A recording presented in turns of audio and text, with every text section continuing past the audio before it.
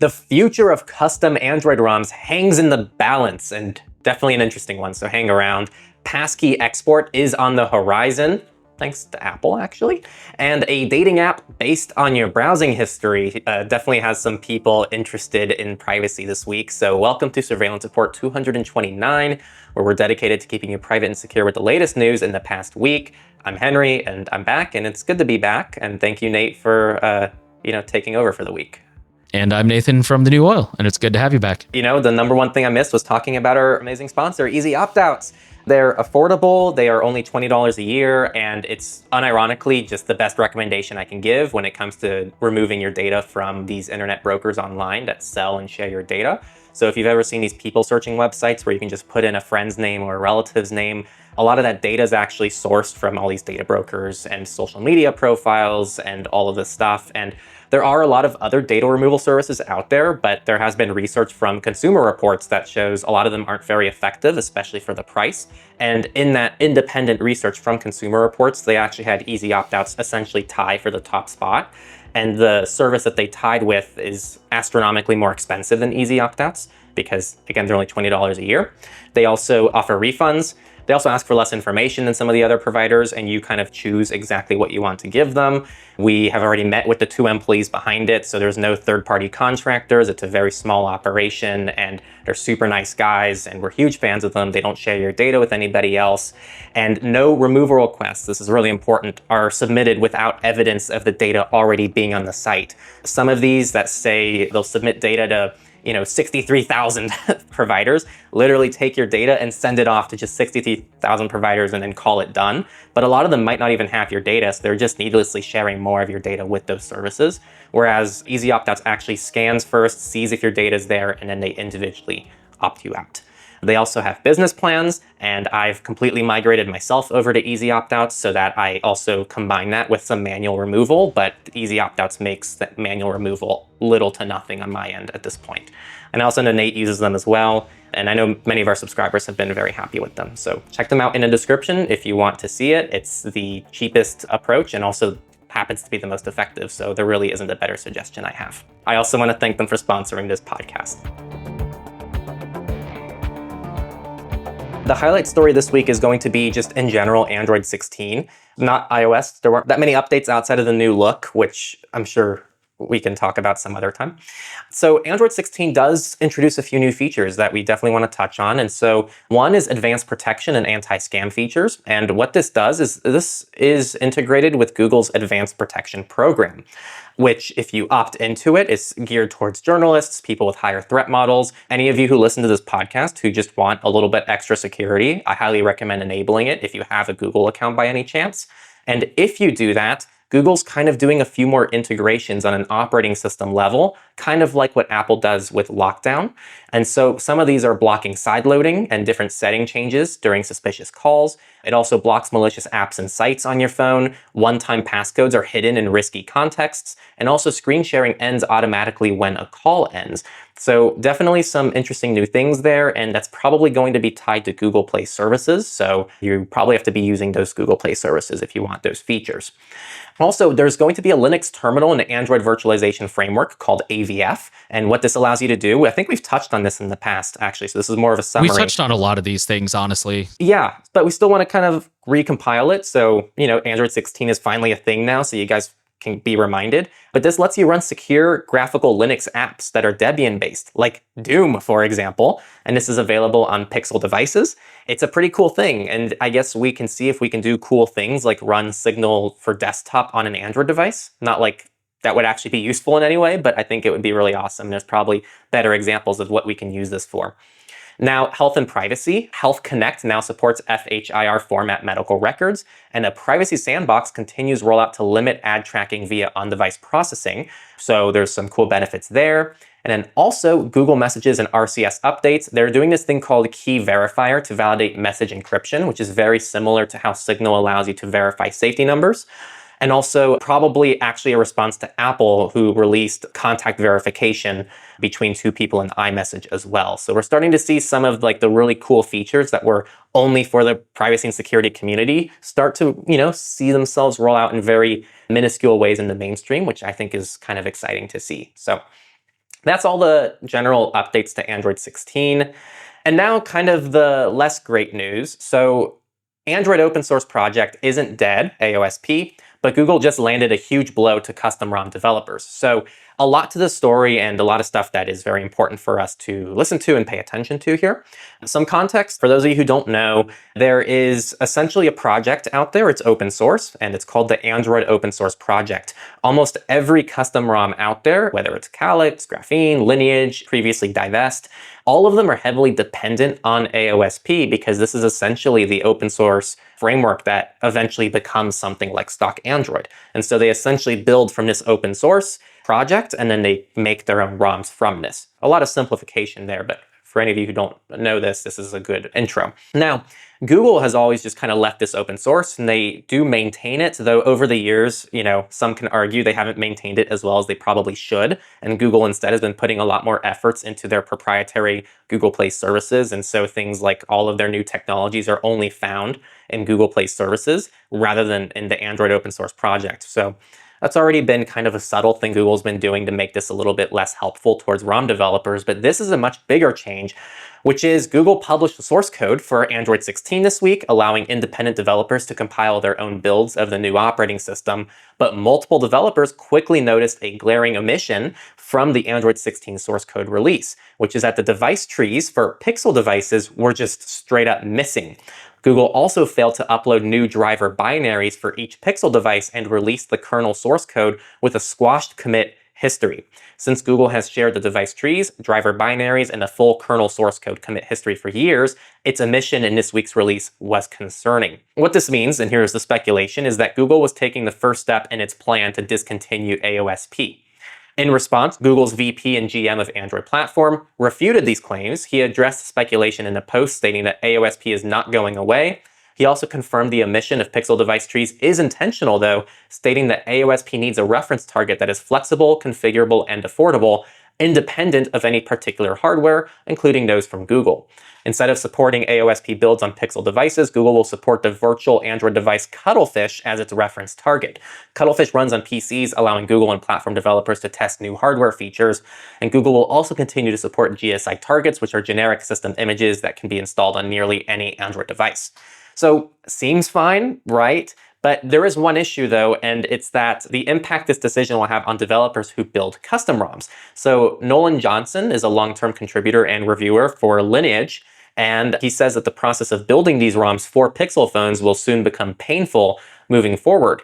Google made it simple for developers previously to build AOSP for Pixels, but that support is now gone. So developers had to pull the configurations that Google created, add their customizations, and then build. But now they will need to take the old device trees that Google released for Android 15 and then blindly guess and reverse engineer from the pre-built binaries what changes are needed each month.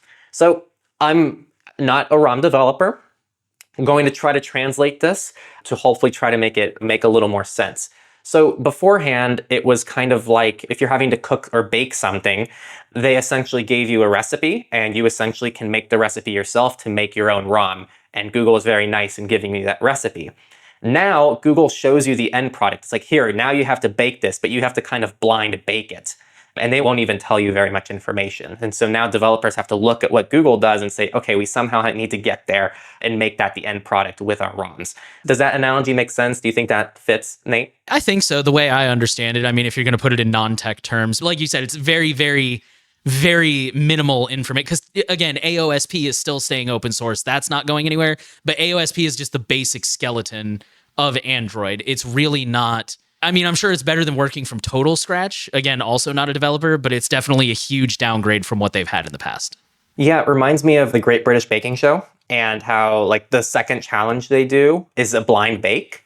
They're given all the ingredients. So even like the amount of ingredients that they need to do the bake is there, but all they see is the final product and they need to kind of like figure it out essentially. I've never seen that show, but that sounds like a pretty apt analogy. Yeah. To continue with the story here, Google's decision to now discontinue the Pixel as an AOSP reference device is unfortunate, as it has pulled the rug from under developers like the teams at Lineage OS and Graphene, and I think Calyx also put out a blog about this as well, who who build Android for Pixel devices. These developers will still be able to build AOSP for Pixel devices, but it will now be more difficult and painful to do so than before, as they will need to build their own device trees from scratch. This also brings Pixels down to the same level as other Android devices, as developers have long had to build their own device trees, pull binaries, and deal with the squashed kernel source code commit history on other devices. The silver lining is that Pixels remain super easy to bootload or unlock and grab factory images for, but this will increase the work needed to be done by developers for a good experience. I'm sure Nate's also going to have a lot of thoughts here. Definitely overall bad news. It's still very early on, so it's very difficult for us to know what kind of impact, this is realistically going to see. I'm not sure if this is like a very upfront friction point. So like once we get through these first few releases, it'll become easier from there. And then maybe every Pixel release will have a lot of upfront work to go through, and then it's easier to maintain. Very hard to know, especially because we don't have a ROM development background here. But either way, just seeing these projects have to go through more hoops and hurdles to make their stuff work is really sad, and also an important thing for us to follow. I know both of us in the past have talked about how things like custom ROMs and a lot of different projects, like we even said this about front ends a lot, right? Like when you use something like libreddit instead of Reddit, you're still indirectly dependent on something that like can probably always cut you off. And Google, I think, has actually been overall very open to this whole custom ROM thing for so long. The fact they allow pixels to be unlocked, the fact they still publish AOSP source code at all, the fact they even did the device trees and all this stuff is super awesome of them. But now that we're starting to see them pivot away from that, I think maybe we realize how much we took that for granted over the years, and it's going to make it much harder, and I hope they don't keep making that more dramatic. But Google has been going on this trajectory of being a little bit more Apple-like when it comes to their hardware and software development, and they seem to want more of that vertical stack that iOS has. So those are kind of my thoughts. The last thing I'll say is I'd love to see if this is something that the ROM projects can collaborate on. Like, is the work that goes into building these device trees the same for each of these ROMs? If so, will there be more collaboration there so that there's like less individual work and each developer has to do the same work 5 times, if that makes sense? But yeah, would love to hear thoughts in the comments, and as well from Nate. I don't have too much to add. So first thing, I really want to stress, this does not mean custom ROMs are dying. They might choose to. They might absolutely just say this is too much work and we're not going to support pixels anymore, which is totally valid. A lot of these people are running on a very shoestring budget. A lot of them are not full-time, and it's a very thankless job. But the caveat there is it doesn't have to be the end of custom ROMs. I do think on that note, something I do want to say is definitely support these custom ROMs if you use them, or even if you don't use them, if you just like them, if you may want to use them someday, you know somebody who uses them, if you have the disposable income, definitely go ahead and support them. People talk about Linux phones a lot. We've kind of been saying this from day one, is like, we love the idea, especially because this is the kind of thing we've been saying, like you pointed out, when we rely on somebody else, the rug could be pulled out from us at any time. And as a community, when we've got Linux is never going to not be open source, that would be an incredibly shocking world. I guess crazier things have happened, but very, very, very unlikely compared to this, where I will admit I thought it was very unlikely, but I would never have said it's impossible. They're never going to do it. The problem with Linux phones is a lot of them are, first of all, inferior in terms of security, inferior in terms of usability. Just from a performance perspective, a lot of them have very outdated specifications. And also from a literal day-to-day usability perspective, I personally have not found a Linux phone that easily installs Signal, that easily installs MySudo, that easily works with the apps I would have to use for work. Teams, or I was working in a building this past week where you have to download an app and give it Bluetooth access to work the elevator to get up to the restricted floor. I don't know any Linux phone that can do that kind of stuff. None of them are just stable enough. And I don't know if that's a funding issue. I don't know if that's an interest issue, because I know there are people out there who daily drive them. And I know you're going to show up in the comments, because you always do. And you're going to be like, you're wrong. I use my Linux phone just fine all the time, every day, because all you ever use it for is XMPP and calling the bank once a year. For the average person, they're just not feasible.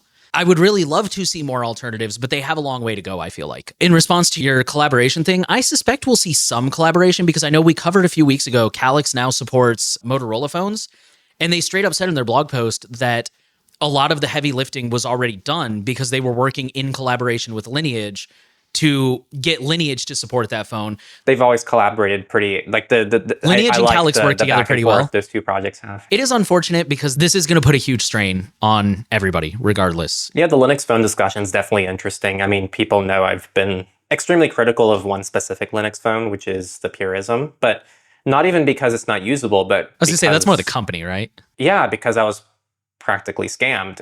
Like I don't know what qualifies as scam, but like being rejected a refund for years and just being put on the sideline and never, it's a whole story. I made a video about it, but that's a huge problem. Whereas, like Pine 64 and what they're doing seems to be like genuinely legitimate and not misleading and overall like very, very good company and good organization. But even they say it's not for daily use. It's directly there when you buy it. It's like these are for developer usage. These are for, technical users, people who are just tinkering. So if you're able to make it work, then please, by all means, do. But that is the long-term solution, I think, is having that third option, what we have on desktop, right? If we can replicate that for mobile, that would be the best case scenario, because on desktop, you have Apple ecosystem, Microsoft ecosystem, and then the Linux ecosystem. Perhaps ecosystem's a bit generous for Linux, but we can call it Linux.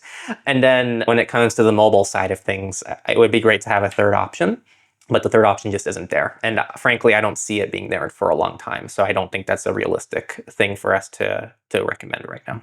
Which I just want to add that technically speaking, it's totally doable because we've already got JMP chat is fueled by XMPP, which every Pine phone, I have a Pine phone, I've tested out a few different distros, so I'm speaking from experience when I say this. And for the record, I will be open. That was like 2 years ago. Most of them came with XMPP or some variation installed. Most of them came with a dialer. So they can already do voice over IP. I know Ubuntu Touch comes with Anbox, which is supposed to emulate Android apps. I don't know how stable that is or how good it is.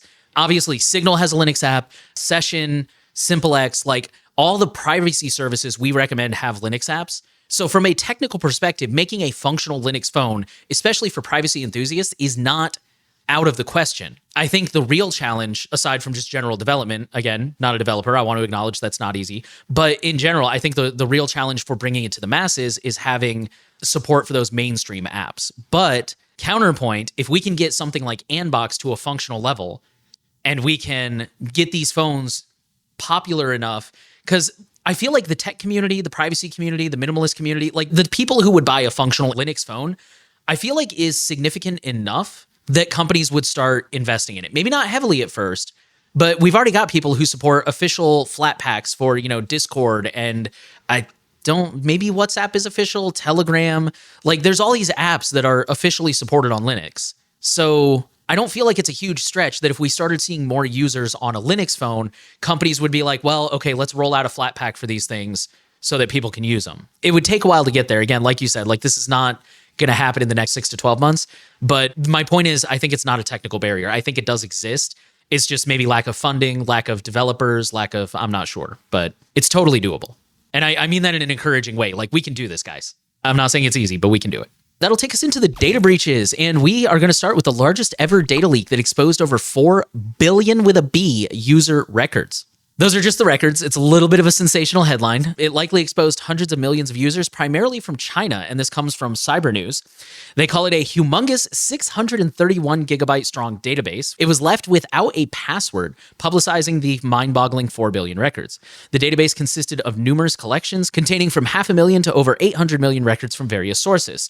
Cyber News believes the dataset was meticulously gathered and maintained for building comprehensive behavioral, economic, and social profiles of nearly any Chinese citizen. Despite the team's best efforts, Cyber News only got a peek at the database because the exposed instance was quickly taken down. The team managed to see 16 data collections, likely named after the type of data they included. The largest collection, with over 805 million records, was named WeChat_DB, all one word, WeChat ID _DB, which most likely points to the data coming from the Tencent-owned super app WeChat. The second largest collection, address_DB, had over 780 million records containing residential data with geographic identifiers. The third largest, simply named Bank, had over 630 million records of financial data, including payment card numbers, dates of birth, names, and phone numbers. Another major collection of the dataset was named in Mandarin, which roughly translates to 3-factor checks. With over 610 million records, the collection likely contained IDs, phone numbers, and usernames. Meanwhile, a collection named WeChat Info, all one word, contained nearly 577 million records, Since WeChat user IDs were stored in a separate collection, WeChat info most likely had metadata, communications logs, or even user conversations. Another 300 million records were stored in a data collection ZFBKT_DB containing Alipay card and token information. Coupled with a smaller collection in the leak with 20 million records on Alipay-related financial data, this could spell disaster for users whose data was leaked. More than 353 million records were unevenly distributed among 9 more collections with data points on a wide array of topics. Whoever owns the dataset has information on gambling, vehicle registration, employment information, pension funds, and insurance. Researchers believe that one collection named TW_DB contains Taiwan-related details. And the article goes on to say China-based leaks are hardly new. We ourselves, that's again cyber news, have previously written about a data leak that exposed 1.5 billion Weibo, Didi, Shanghai Communist Party, and others records, or a mysterious actor spilling over 1.2 billion records on Chinese users. More recently, attackers leaked 62 million iPhone records online. However, we cannot identify any data leak that surpasses 4 billion. That would make this data leak the largest single source leak of Chinese personal data ever identified. And then a threat actor has claimed a TikTok breach, and they put 428 million records up for sale. They claim it was done through an internal API. And the seller's post, which appeared on the forum yesterday, promises a dataset containing detailed user info like emails, phone numbers, biographies, avatars, and profile links, TikTok user IDs, usernames, and nicknames, account flags, and publicly visible metrics like follower counts, like counts, video counts, etc. The inclusion of non-public fields like email addresses, phone numbers, and internal account flags is not something that can be casually scraped from the TikTok public-facing website or mobile app. And if these details are verified by TikTok to be accurate and recent, it suggests access to either internal TikTok systems or an exposed third-party database. Now, despite the attention-grabbing sales pitch from the threat actor, several red flags do cast doubt of the validity. A significant number of sample entries show empty or generic fields for emails and phone numbers, which raises the possibility that this dataset was put together from scraped public profiles and organized using old breach data or simply just guesswork to kind of fill in the gaps.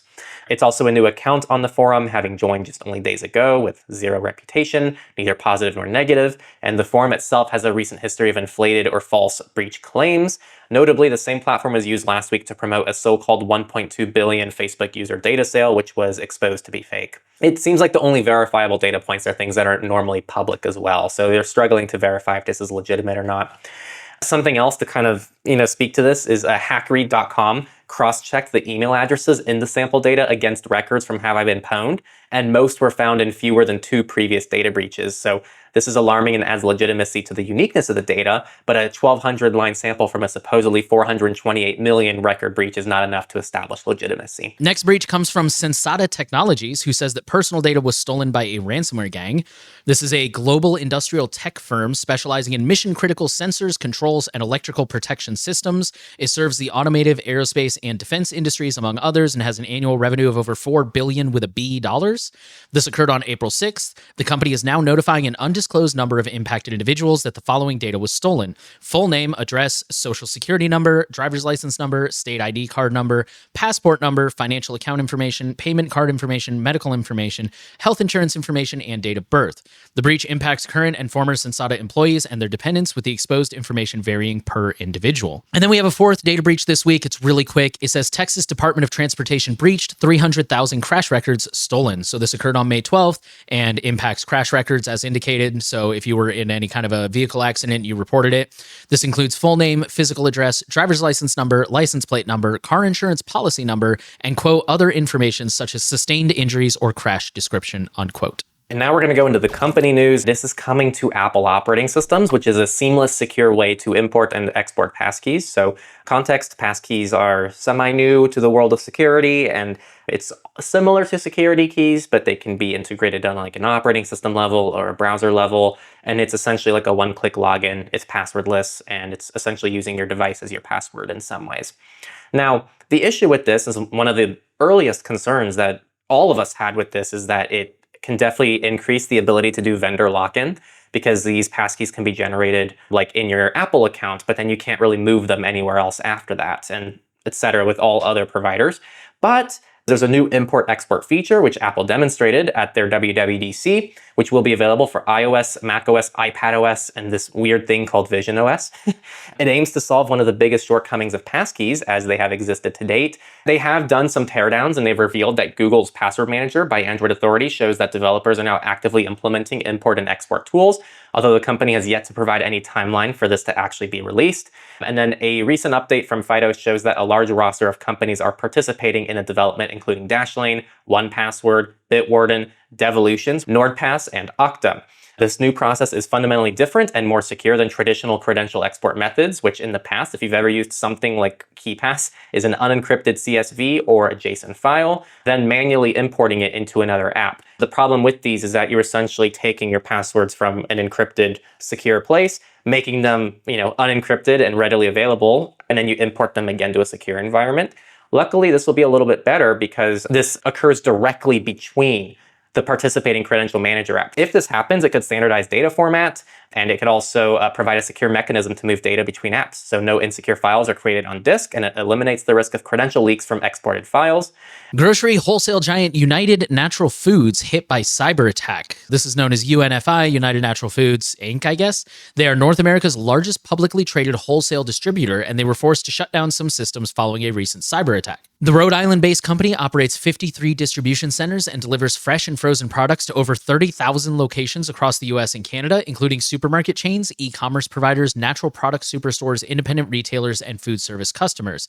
They are a primary distributor for Amazon's Whole Foods and reported over $31 billion in annual revenues in August of 2024. They work with more than 11,000 suppliers and have over 28,000 employees. The disclosure follows widespread reports on social media since Thursday that the company's systems were shut down and employees were having their shifts canceled.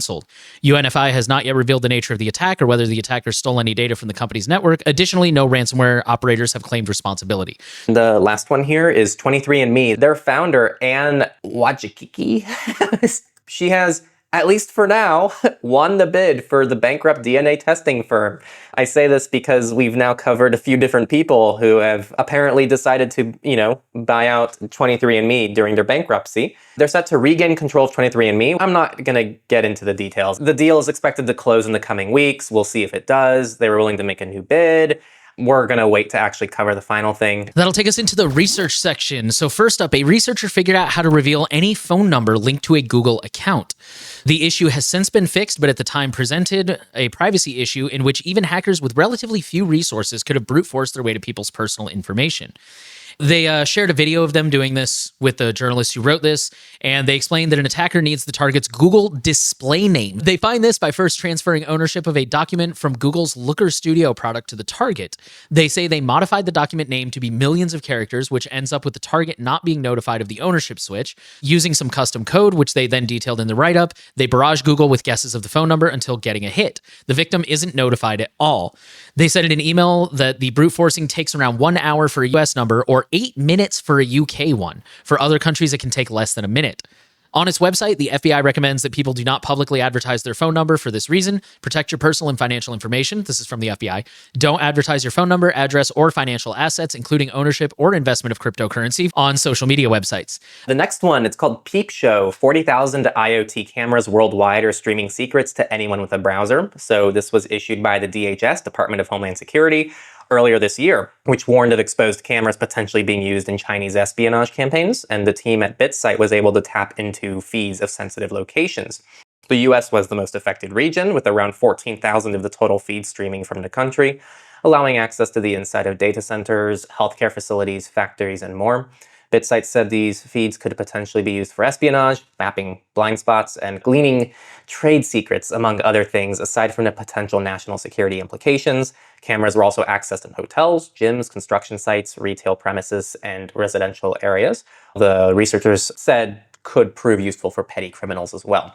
So some of these don't even require sophisticated hacking or special tools to access the live footage. In many cases, all it takes is opening a web browser and navigating to the exposed camera's interface. And our last research story is it's just some interesting research from Bitwarden. So they said for the 5th annual World Password Day survey, Bitwarden polled over 2,000 employed adults in the United States, Australia, the UK, Germany, France, and Japan on their password security practices, highlighting generational trends in password habits. Here are some of the statistics. 35% of Gen Z respondents revealed they never or rarely update passwords after a data breach at a company with which they have an account.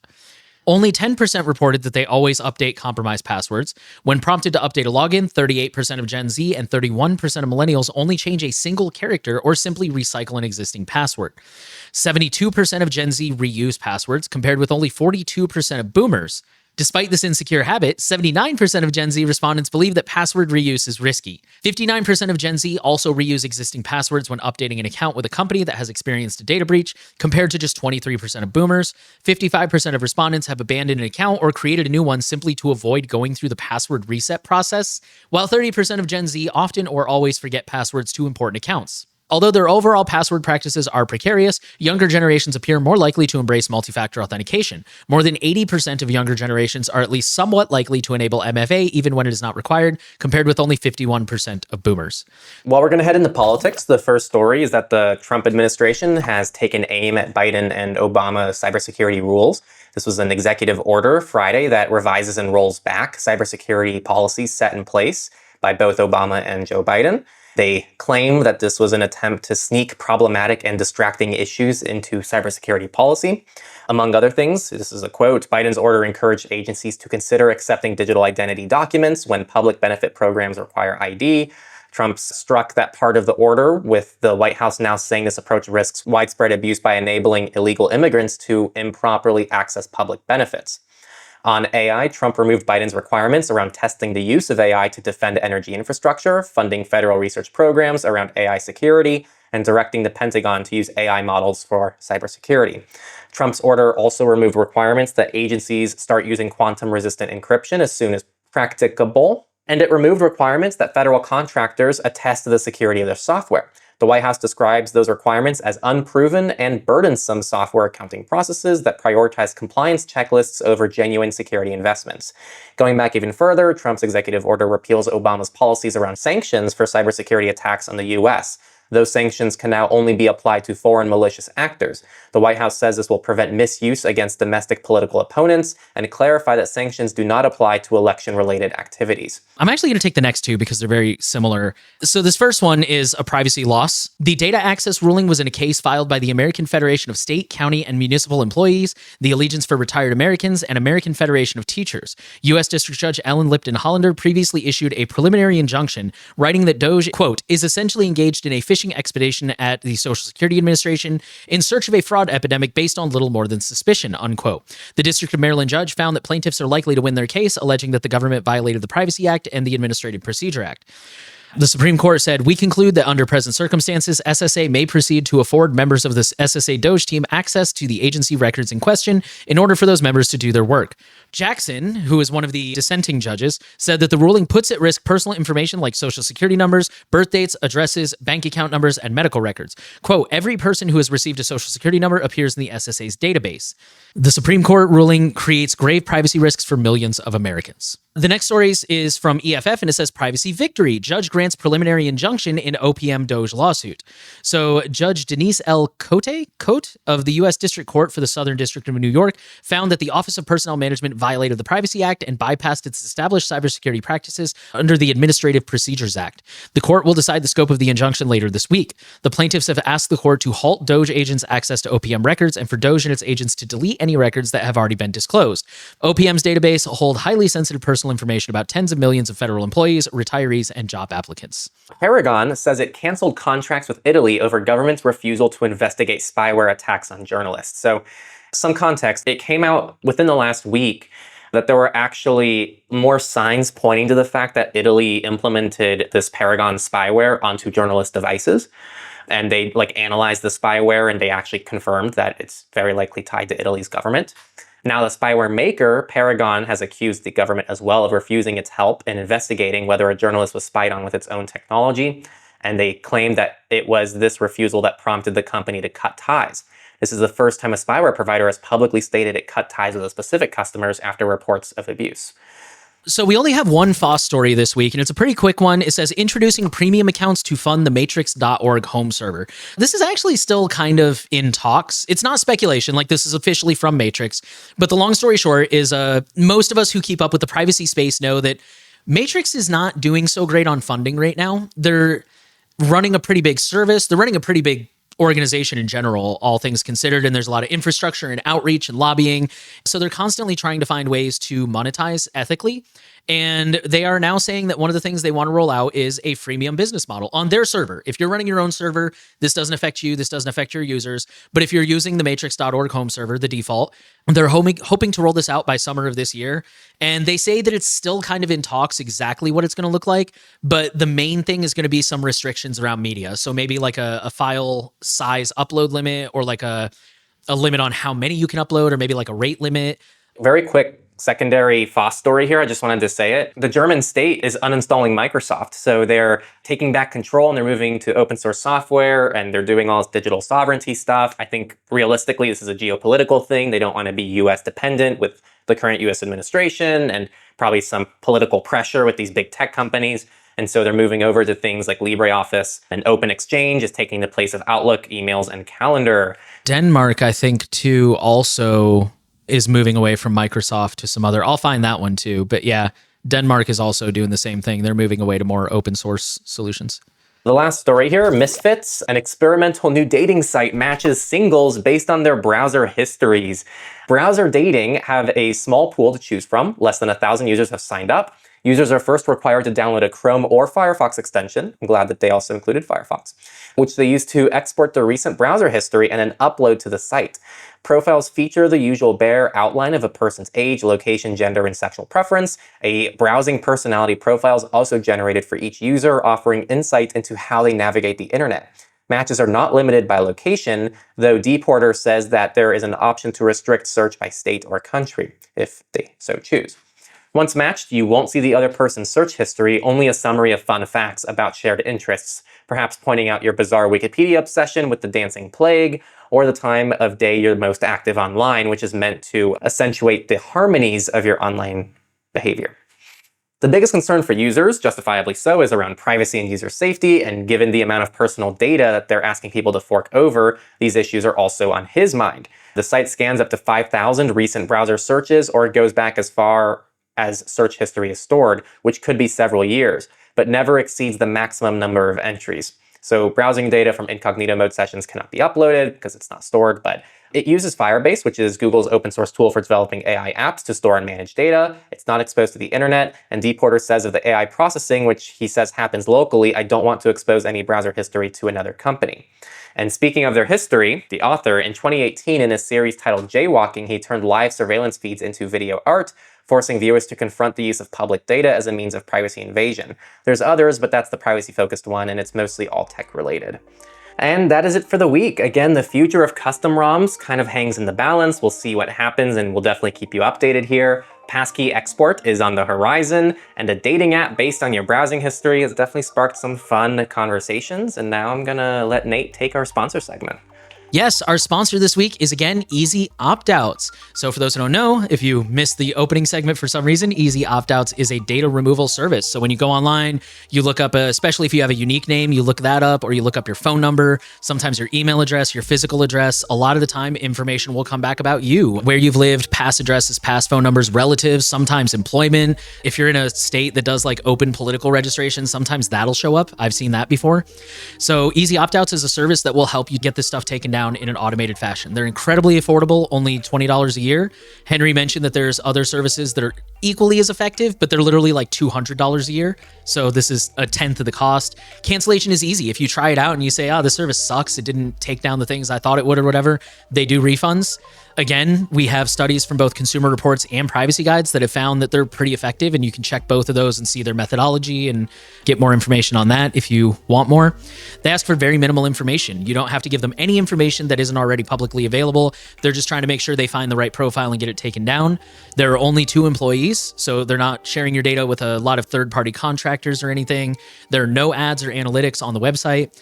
Removal requests are only submitted if they actually find your record. So again, they're not just blasting out your data to all 800 websites or whatever and just, hoping they have it. They are constantly supporting new sites over time, and they have business plans. So thank you very much to EasyOptOuts. As Henry said, he uses them, I use them.